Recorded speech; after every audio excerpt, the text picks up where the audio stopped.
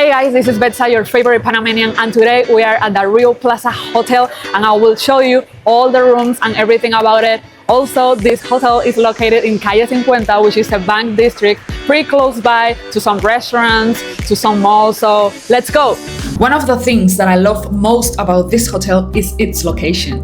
It's right in the heart of the banking district on Calle 50 and super close to restaurants and two major malls, Soho Mall and Multiplaza. Check-in is at 3 p.m. and check-out is at noon. The hotel has 34 floors, so it's definitely on the larger side and is considered a 5-star hotel. So what does the hotel offer? Inside, you will find a gift shop with Panamanian souvenirs, which I thought was very unique and original. There's also a small market where you can grab pastries, coffee, snacks, and more, plus a bar lounge to relax.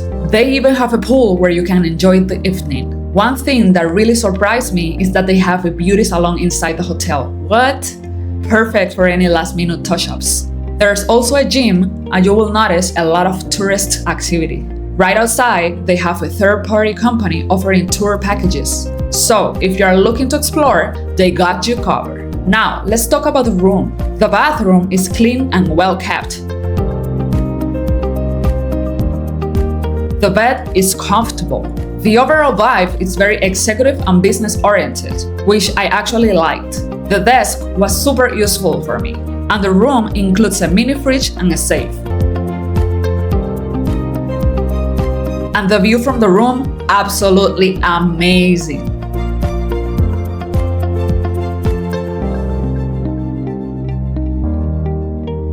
The stay includes a buffet breakfast, and just like their resorts, it does not disappoint. Honestly, it feels like breakfast and brunch all in one.